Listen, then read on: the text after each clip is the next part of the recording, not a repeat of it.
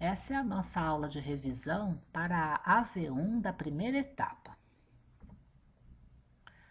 É a aula de física para o terceiro ano do ensino médio e o assunto da revisão é ondulatória. O primeiro conceito importante no estudo da ondulatória é o conceito de período. Período nada mais é que o intervalo de tempo decorrido em uma oscilação completa. Então, todas as vezes que falamos de período, estamos falando de movimentos repetitivos, né, que fazem várias vezes a mesma coisa, e o tempo gasto para uma repetição é o que nós definimos como período. No sistema internacional, a unidade desse período é os segundos, e podemos também encontrar as unidades minutos, horas, né? Como ou no nosso dia a dia a gente normalmente também utiliza. Para calcular o período, também podemos medir o tempo total gasto no movimento e dividir pelo número de oscilações que ocorreram naquele tempo. Fazendo essa divisão, nós vamos obter o tempo de uma única oscilação. Outro conceito importante é o conceito de frequência, que representa o número de oscilações que ocorrem em um determinado intervalo de tempo. Temos como unidades de medida no sistema internacional o Hertz, que significa repetições por segundo. Também é muito comum a unidade repetições por minuto, né, conhecida como RPM. A frequência pode ser calculada você dividindo o número de repetições observadas pelo tempo gasto, né? Aí você fazendo essa divisão, você vai obter então o valor lá da frequência, que corresponde exatamente ao inverso do período. Então, período e frequência são grandezas inversas. Fica como sugestão alguns exercícios para vocês revisarem. Um outro movimento que também é um movimento periódico, um movimento repetitivo, é o movimento circular uniforme. Nesse movimento, a gente pode definir o deslocamento de duas maneiras. Nós temos o deslocamento escalar, né, medido em metros, assim como todos os deslocamentos no sistema internacional, e temos o deslocamento angular também, aí no caso medido em radianos no sistema internacional. O movimento circular uniforme é um movimento com velocidade constante. A velocidade escalar e a velocidade angular são constantes, mas não no caso da escalar, não a direção, né? A direção varia, mas o módulo, né, da velocidade escalar é constante e a velocidade angular também. No caso da velocidade angular, a gente vai utilizar como unidade de medida radianos por segundo, e essa velocidade angular pode ser calculada como o total de uma volta em radianos, que corresponde a 2π radianos, né, que seria o equivalente a 360 graus. Então, uma volta completa dividido pelo tempo de uma volta completa, que é o período. Então, é assim que nós podemos calcular. Utilizamos como letra para representar a velocidade angular o ômega. Então, essa velocidade é dada por 2π radianos dividido pelo período. Como o período é o inverso da frequência, também podemos calcular a velocidade angular como 2π vezes a frequência. Outro movimento periódico é o chamado movimento harmônico simples.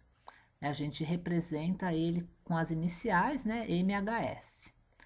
Para um movimento ser classificado como um movimento harmônico simples, ele precisa ser uma oscilação linear e ter um período constante. Esse exemplo que nós estamos vendo aqui é o oscilador massa-mola, e para que ele tenha esse período constante, não pode haver atrito. Então, é um caso assim aproximado, né? Nossa realidade, a gente normalmente tem atrito, mas para algumas situações a gente pode fazer essa aproximação. E como podemos ver na imagem, é um movimento de vai e vem, né, linear, e tem uma posição ali no meio, né, representada pelo zero, que é a posição de equilíbrio. Todas as vezes que o objeto é tirado da posição de equilíbrio, surge ali uma força que vai tentar trazer esse objeto novamente para o zero. E essa força, nesse caso, né, do exemplo que nós estamos vendo, é a força que a mola faz, e ela é também chamada de força restauradora, porque ela está sempre apontando para o equilíbrio, tentando levar o objeto de volta para o zero ali, né? Então, as posições menos x1 e mais x2 correspondem a posições que a mola está deformada e que, portanto, ela não está equilibrada. E ela vai sempre, então, tentar fazer o objeto voltar. Só que quando ele está voltando, ele acaba ultrapassando a posição de equilíbrio e fica oscilando, né, para frente e para trás, nesse movimento que é, então, definido como movimento harmônico simples. Nesse movimento, então, como nós vimos, a força de atrito é nula, né? A gente classifica esse tipo de movimento como um movimento de período constante. E aí, quem vai fazer o papel de força resultante será apenas a força elástica. Podemos então dizer que força resultante é massa vezes aceleração, e também a definição de força elástica é menos constante vezes deformação da mola. E a aceleração, quando a gente isola, pode ser calculada então como menos a constante vezes a deformação dividida pela massa do objeto. Então, nós temos aí algumas imagens mostrando a situação de equilíbrio, né, que a força resultante é nula, porque a aceleração é nula, naquele ponto que a gente já chamou, né, de ponto de equilíbrio ali do objeto. E tanto para frente como para trás, nós vamos ter valores de aceleração não nula e, portanto, vamos ter força resultante atuando. E, no caso aí, essa força aí é a força elástica. Então, nós podemos observar a força elástica sempre apontando para o equilíbrio, né? Fazendo o objeto, tentando fazer o objeto voltar para a posição dele, em que a força seria zero. A gente viu também, né, nas nossas aulas, fizemos uma rápida revisão de funções horárias de posição, para o movimento retilíneo uniforme, movimento circular uniforme, e vimos que podemos representar a função horária da posição do movimento harmônico simples como uma função cosseno, né? E essa função cosseno é um cosseno do ângulo θ, que é dado, já na equação de cima do movimento circular uniforme, como θ igual a θ0 mais ômega-t, muito parecida com a expressão que nós também conhecemos como sorvete, né, do movimento retilíneo uniforme, que é o S igual a S0 mais VT. Só que no caso do movimento circular, nós vamos utilizar a posição angular e a velocidade angular. Então, ao invés do S, vamos ter ali o θ, ao invés do V, vamos ter o W, e essa função horária do movimento circular uniforme, nós vamos colocar ali no cosseno, e assim nós temos a função horária do movimento harmônico simples. Podemos fazer aqui uma análise, né, dessa função horária. Então, quando nós temos o tempo zero, que seria o instante inicial do movimento, a gente vai ter ali o nosso x0, que seria a posição inicial também. Então, o x0 é dado pelo A, que seria a amplitude do nosso movimento, vezes o cosseno do θ0. θ0 é a fase, né? A fase do movimento. E quando esse ângulo é zero, a gente tem o x0 exatamente igual à amplitude. Por quê? Porque se esse ângulo for zero, o cosseno de zero é 1, né? E aí o nosso x, que é a posição do objeto, vai coincidir com a amplitude, que seria o valor máximo da posição que o objeto pode obter, né? Então, quando a deformação for máxima, a gente tem o valor de x igual à amplitude, que seria o máximo x que o objeto pode atingir. É muito comum a gente ver os exercícios de movimento harmônico simples tratarem do período do movimento. E no caso aqui, né, o exemplo que nós estamos tratando de movimento harmônico simples é o movimento do sistema massa-mola. E aí, para calcular o período, né, uma ida e volta ali do objeto fazendo o MHS, a gente vai precisar considerar a massa do objeto e a constante elástica da mola, né? Então, temos aqui essa expressão que ela é bastante importante, né? E ela representa exatamente o período desse sistema. Então, quanto maior for a constante elástica, né, mais rápida vai ser a oscilação. Então, quando a mola tem uma constante elástica alta, as oscilações dela são bastante rápidas. E isso significa uma frequência alta e significa, portanto, um período pequeno. Então, nós podemos dizer que todas as vezes que nós temos uma constante elástica alta, nós vamos ter um período pequeno. A frequência alta, né? Mas o período pequeno. E quanto maior for a massa do objeto, maior é a inércia dele, né? E aí vai ser menor a aceleração. Então, nesse caso, a gente vai ter um período maior. Então, quanto maior a massa, maior o período. Alguns exercícios sugeridos. Agora, vamos analisar um outro tipo de movimento periódico, que é o movimento pendular. Esse movimento pendular não é um movimento harmônico simples, mas ele pode ser um movimento harmônico simples se o ângulo for menor que 10 graus. Se o ângulo aí que o pêndulo, né, a haste forma com a vertical, for um ângulo menor que 10 graus, ele vai ter amplitudes pequenas e essa bolinha azul, ela vai fazer movimento praticamente linear. E aí, se o movimento for linear, a gente pode então classificá-lo como MHS. Então, nós vamos tratar desse caso, né? Do caso em que o movimento pendular pode ser um movimento harmônico simples. E nesse caso, né, o que nós vemos aí nesse triângulo, a gente não é que o movimento seja exatamente um triângulo, né? O movimento que fica de vai e vem da bolinha. Mas a gente pode aproximar para um triângulo esse movimento que ela fica fazendo ali. E podendo aproximar, a gente vai dizer que o seno desse ângulo é o x, né, que seria o cateto oposto, dividido pelo L, que é a hipotenusa desse triângulo. Aí nós também podemos calcular o que seria a força restauradora para esse caso. Nesse caso, quem vai fazer a bolinha ficar tentando voltar para a situação de equilíbrio, que seria bem ali no meio, é uma componente da força-peso. Então, é ela que é a força restauradora e que é a força resultante nesse nosso caso também. Então, nós vamos dizer que essa força resultante ou restauradora é o Px, e o Px nada mais é que o P vezes o seno do ângulo θ. Nós já vimos que nessa nossa aproximação, o seno do ângulo pode ser calculado como x dividido por L.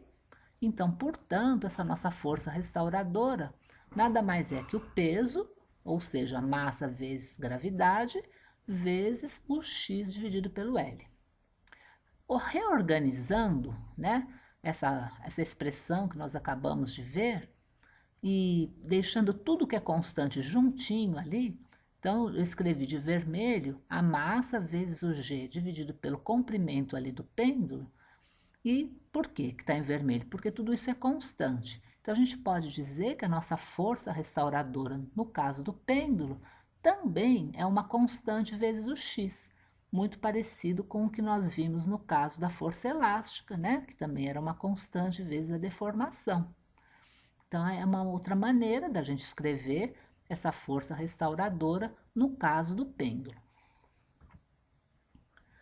E da mesma maneira que nós vimos que o período do sistema massa-mola é calculado como 2π vezes essa raiz quadrada da massa dividido pela constante da mola, analogamente, para o caso do pêndulo, né, nessa situação em que ele pode ser considerado um MHS, porque o ângulo é muito pequeno, então nessa situação nós temos, no caso do pêndulo, uma constante que é justamente a massa vezes a gravidade dividida pelo comprimento do pêndulo.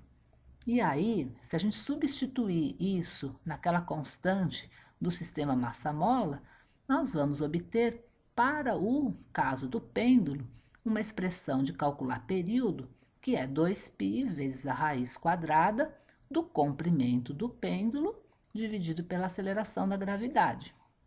Então, no caso do pêndulo, o período é proporcional à raiz quadrada do comprimento e inversamente proporcional à raiz quadrada da aceleração da gravidade.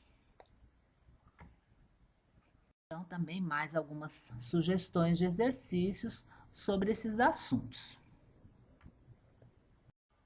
Depois, né, de estudarmos tudo isso, nós começamos a estudar as ondas, e a definição de onda é a seguinte: é uma sucessão de pulsos que se propagam no espaço transportando energia. E pulsos são perturbações periódicas. Então, a gente tem aqui alguns exemplos, né? Temos a ola, e a gente observa que o que está sendo propagado ali para a direita é a energia, né? É o movimento. Então, as pessoas ficam cada uma no seu lugar e aquilo que vai passando de um para o outro é o movimento. Então, a onda, é importante a gente sempre lembrar que ela é alguma coisa que transporta energia. Quando nós vamos falar de ondas, muitas vezes nós vamos classificar as ondas como longitudinais ou transversais. E aí, então, nós temos aqui as imagens, né? E vamos olhando aqui primeiro para o caso das ondas longitudinais e vamos entender o que é isso. Então, a onda, ela vai sempre fazer com que o meio por onde ela está passando tenha algum tipo de oscilação. Se a oscilação for exatamente na mesma direção em que a onda está se propagando, nós vamos dizer que essa onda é longitudinal. Mas, agora olhando aqui para a direita, muitas vezes a vibração ou oscilação do meio é numa direção perpendicular à direção em que a onda se propaga. Aí, nesse caso, ela vai ser chamada de onda transversal. Agora, alguns elementos importantes da gente observar aqui nas ondas. As partes altas das ondas são chamadas de cristas e as partes baixas de vales. A gente chama de amplitude o valor que é do meio ali, né, daquela posição de equilíbrio ali do meio até o valor mais alto, ou pode ser também do meio até o valor mais baixo, né? Não tem importância, o importante é que a gente tem que medir do meio para cima ou do meio para baixo. E comprimento de onda, a gente pode medir a distância entre dois vales ou duas cristas, ou duas partes quaisquer da onda que sejam equivalentes, né? Mas é mais fácil, né, a gente identificar dois vales consecutivos ou duas cristas consecutivas e aí medir essa distância para poder definir o comprimento da onda. Agora, muitas vezes vocês vão ver a informação das ondas em gráficos que vão mostrar o movimento de uma partícula do meio sob a ação da onda e a gente vai obter ali no eixo X o tempo. Então, a gente vai, essa informação, né, o gráfico dado dessa forma, vai dizer para a gente o que a partícula que está sendo perturbada pela onda está fazendo no decorrer do tempo. E se nós formos medir a distância entre duas cristas ou dois vales, num gráfico dessa maneira, o que a gente vai obter ali é o período, né? Ou seja, é o tempo necessário para aquele padrão começar a se repetir. Então, a gente tem aqui algumas imagens, né, mostrando exemplos de gráficos em que a gente tem a informação ali no eixo X dada pelo tempo, e aí nesse tipo de gráfico a gente vai obter como informação o período, então, né, essa distância entre duas cristas ou dois vales. E também, então, esse tipo de gráfico vai trazer para a gente, muitas vezes, também a possibilidade de calcular a frequência da onda, né? A gente vai verificar ali quantas oscilações essa onda fez em um determinado intervalo de tempo, e isso vai ser a informação da frequência, então, para a gente. Importante agora, né? A gente sempre fala isso, a fonte de todas as ondas é sempre alguma coisa que está vibrando. Então, a gente tem aqui o exemplo, né? Mostrando ali aquele pistãozinho vermelho que está fazendo um movimento repetitivo e está produzindo no meio também uma movimentação né? Uma oscilação das partículas ali. Então, a frequência dessa onda que se forma, ela é a mesma frequência da vibração da fonte que gerou a onda. Bom, então, a frequência da onda, ela corresponde à frequência da fonte. Então, portanto, a frequência de uma onda, ela não depende do meio, ela depende apenas da fonte. Então, aquele que está dando o ritmo ali da onda, é ele que vai definir essa frequência. Agora, essa expressão que tem aqui nesse slide é a mais importante, assim, né, que a gente precisa realmente entender e memorizar. O que tem aqui? A velocidade de propagação de uma onda. Então, como que a gente calcula a velocidade em geral? A gente sempre vai verificar uma determinada distância percorrida num determinado tempo, né, para calcular lá a velocidade. No nosso caso aqui, a gente vai entender que essa distância vai ser dada pelo comprimento de onda e o tempo vai ser dado pelo período. Então, quando a gente substitui ali, né, distância pelo comprimento de onda e tempo pelo período, a gente chega numa expressão que nos permite calcular a velocidade com que uma onda se propaga. Como nós já dissemos, né, que o período é o inverso da frequência, a gente pode também utilizar, ao invés de comprimento dividido por período, o comprimento vezes a frequência para poder calcular a velocidade com que uma onda se propaga. Então, essa é a expressão assim, que a gente vai usar bastante. Então, todas as vezes que nós tivermos que relacionar velocidade com o comprimento da onda, com a frequência ou com o período, a gente vai poder utilizar uma dessas expressões aqui.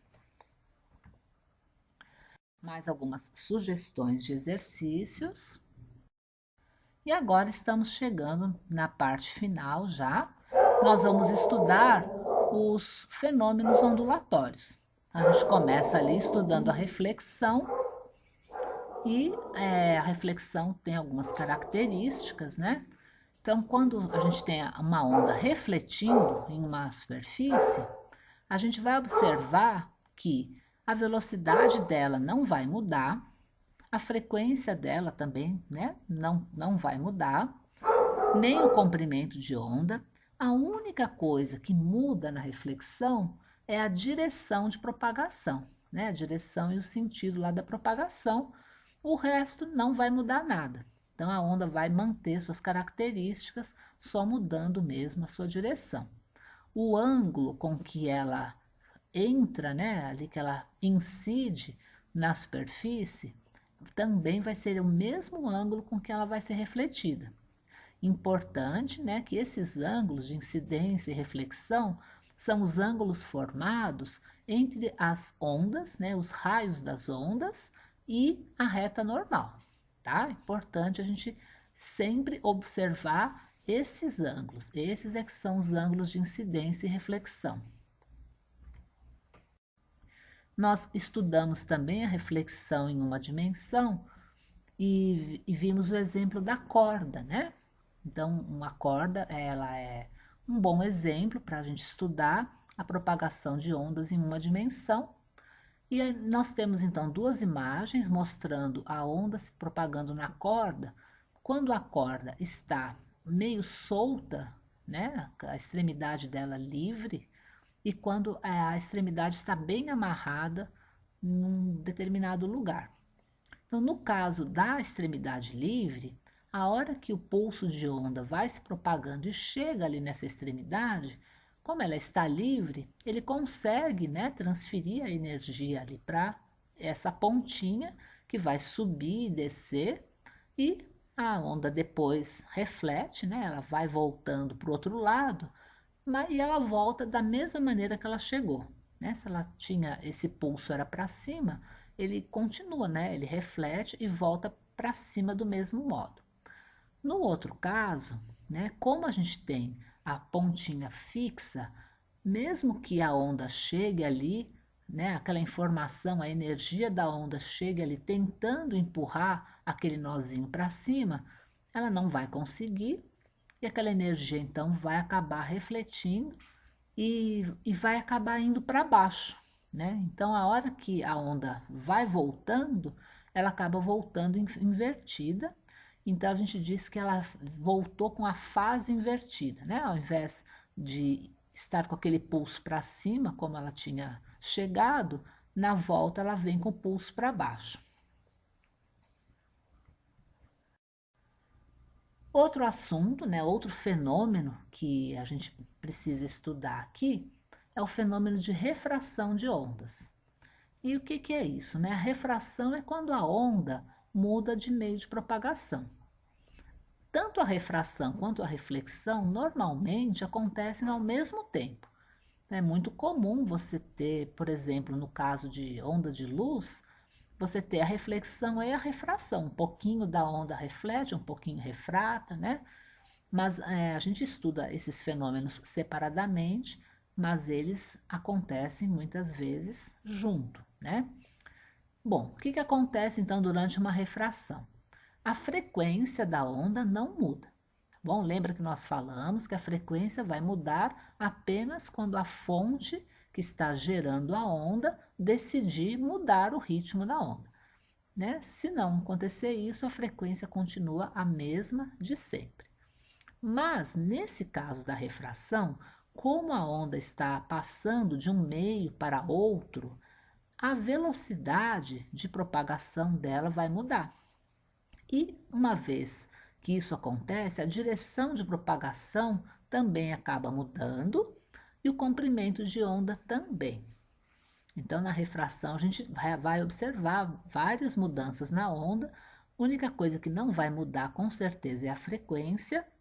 Pode acontecer, né, da velocidade mudar, mas não haver mudança na direção. Isso pode acontecer, né?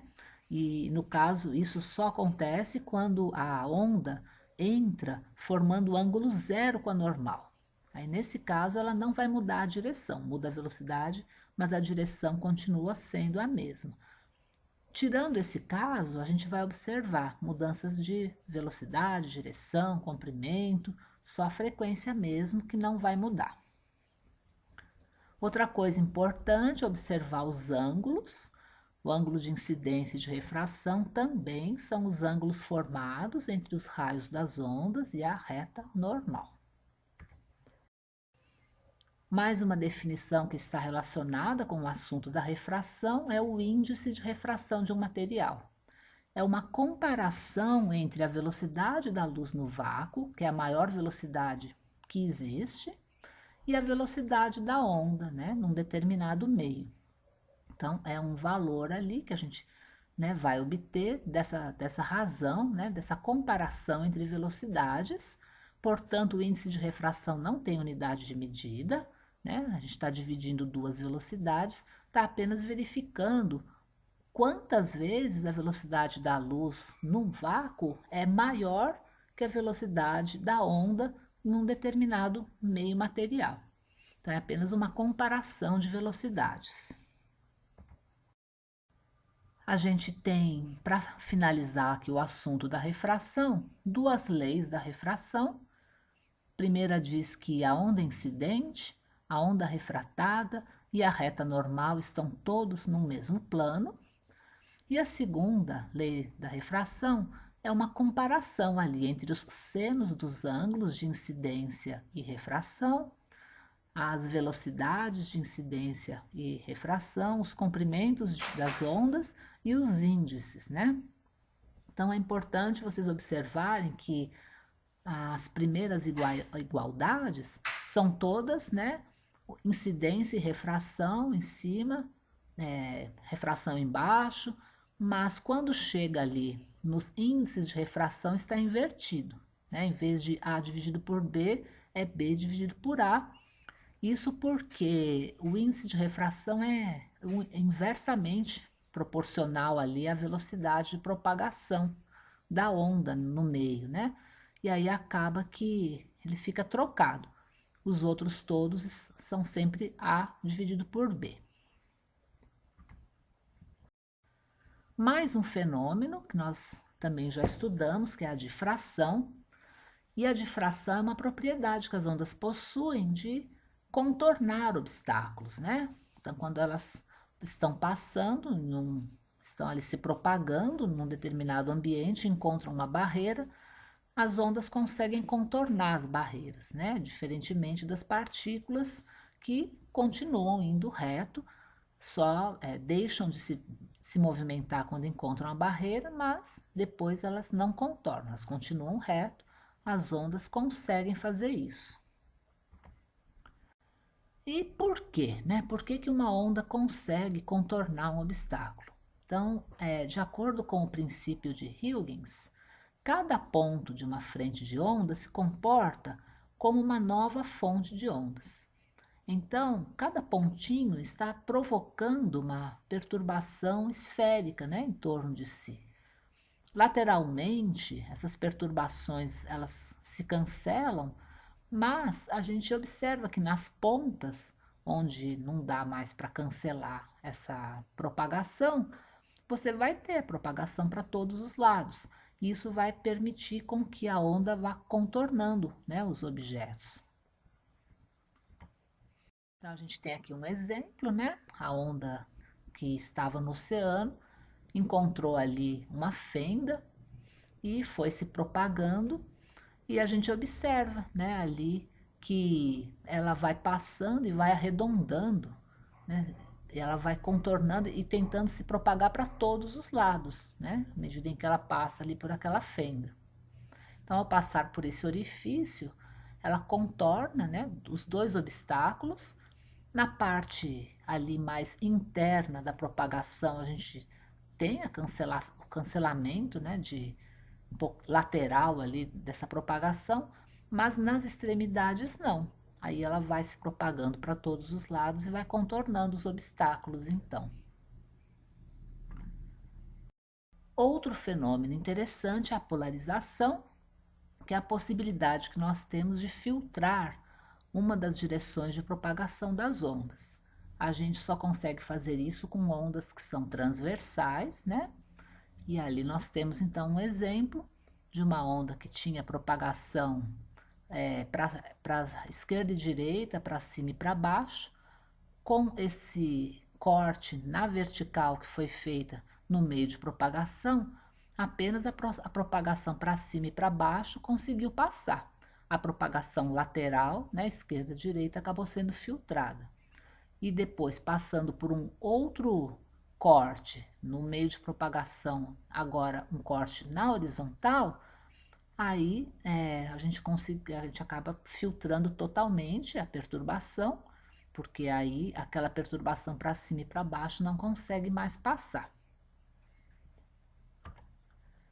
O último fenômeno que nós vamos estudar aqui é o fenômeno da interferência. E essa interferência nada mais é que a interação entre as ondas, desde que sejam de mesma natureza. Então, a gente vê nessa animação aqui ao lado que a gente pode ter interações construtivas, né, em que as ondas se somam, E também as interações destrutivas, quando as ondas se subtraem e acabam uma anulando a outra. Outra coisa importante em relação à interferência é que a interferência ocorre, né? As ondas podem se somar ou se subtrair, mas uma vez, né, que terminou a interação ali entre elas, elas seguem seu caminho como se nada tivesse acontecido. Então elas não mudam as características, né, após essa interação, né? No momento da interação, elas estão ali, né, fazendo ou a soma ou a subtração e depois seguem normalmente sem alterar nada das suas características. Então a gente vai ver agora aqui alguns casos de interferência construtiva primeiro, depois de destrutiva também. A gente está vendo aqui nessa imagem, nós temos uma fonte 1 emitindo uma onda e uma fonte 2 emitindo uma outra onda. Nesse gráfico, a gente está representando uma ao lado da outra, né, para poder entender direitinho, né, o que está acontecendo, mas isso poderia acontecer tudo junto, né, uma atrás da outra, né? E a gente observa ali também que, nesse caso que nós estamos vendo, as duas fontes estão emitindo as ondas e as ondas estão do mesmo formato, né? Então, assim, tanto a onda de cima quanto a onda de baixo estão fazendo movimentos de crista e vale juntos. Então, elas estão fazendo a mesma coisa, né? Assim, elas estão mandando o meio em que elas estão se propagando fazer os mesmos movimentos ao mesmo tempo. E de forma que, como elas estão, né, concordando, né, as duas, a gente vai dizer que essa é uma interferência construtiva. E isso, então, pode acontecer todas as vezes que a diferença entre essas distâncias que as fontes estão é um número inteiro de meios comprimentos de onda. Então, no caso desse exemplo especificamente, a gente tem que a onda que é provocada pela fonte 2 tem 4 meios comprimentos de onda de distância a mais que a onda que está em cima, né, que é provocada pela fonte 1. Então, todas as vezes que a diferença entre as distâncias das duas fontes que provocam as ondas for um número par de metades de onda, a gente vai ter que as ondas vão estar em fase, né? Elas vão estar ambas para cima, ambas para baixo ao mesmo tempo, e a interferência entre elas vai ser construtiva. Esse outro exemplo, a gente já observa que a diferença entre a distância das duas fontes que estão provocando as ondas é um número ímpar de metades de onda. Quando essa diferença é um número ímpar, aí o que a gente vai observar é que enquanto a onda de cima está fazendo uma crista, a de baixo está fazendo um vale. Então elas estão em oposição de fase. E quando isso acontece, uma vai acabar anulando a outra, né? Então, quando essa distância não for um número par de metades de onda, vai acontecer isso, né? Porque para ser uma interferência construtiva, a gente teria que ter um número par. Nesse caso aí, a distância entre as duas fontes acabou dando 3 metades de onda e a gente observa que elas vão estar se cancelando aí. Mais algumas sugestões de exercício para vocês praticarem os fenômenos ondulatórios. Espero que dê tudo certo, né? Que vocês consigam fazer uma boa prova.